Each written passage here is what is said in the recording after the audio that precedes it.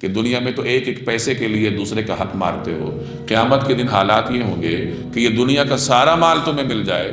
تو تم اللہ کے عذاب سے بچنے کے لیے وہ سارا مال بطور فدیے کے دینے کے لیے تیار ہو کہ بس یہ عذاب ٹل جائے، یہ تمام مال ہم دینے کے لیے تیار ہیں۔ اذا زلزلت الارض زلزالها واخرجت الارض اثقالها، جب زمین پر زلزلہ بونچال آئے گا، زمین اپنا بوجھ باہر نکالے گی، کہا جاتا ہے کہ اس بوجھ میں وہ تمام ذخائر، وہ تمام خزانے بھی شامل ہیں جو زمین کے اندر ہیں۔ وقال الانسان ما لها، تو انسان کہے گا یہ اس کو کیا ہو گیا، یہ مال کہاں سے نکل رہا ہے؟ تو اس دن انسان افسوس کرے گا کہ اچھا یہ ہے وہ مال کا ڈھیر،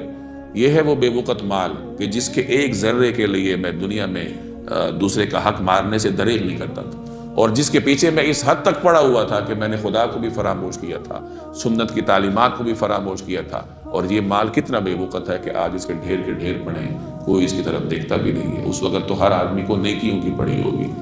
تو یہی بات قرآن کریم ہمیں سمجھا رہا ہے کہ دیکھو آج مال کے پیچھے پڑے ہو، کل قیامت کے دن دنیا کا سارا مال، یعنی آج تو انسان بہت زیادہ کما لے گا تو کوئی ارب کما لے گا نا، کوئی 50 ارب کما لے گا، 100 ارب کما لے گا، اس سے زیادہ وہ کتنا کمائے گا ایک زندگی میں؟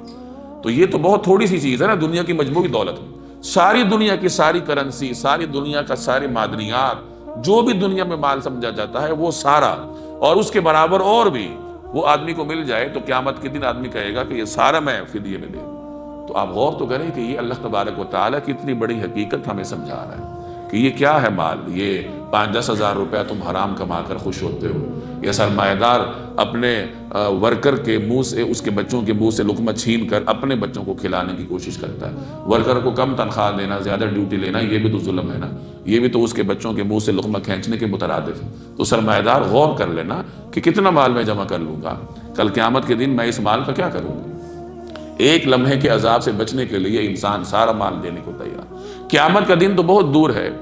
اسی دنیا میں انسان غور کر لے تو جب آدمی پر بیماری آتی ہے تو وہ کیا کرتا ہے؟ وہ سارا مال قربان کرنے کے لیے تیار ہوتا ہے۔ ایک آدمی کا پیشاب رک جائے، وہ پیشاب کرنے کے قابل نہ ہو، اللہ وہ صلاحیت چھین لے، تو اس کو فیکٹری بھی بیچنی پڑ جائے، قربان کرنی پڑ جائے، اس کو سارا کچھ قربان کرنا پڑ جائے، تو وہ اس ایک صلاحیت کی واپسی کے لیے قربان کرے گا یا نہیں؟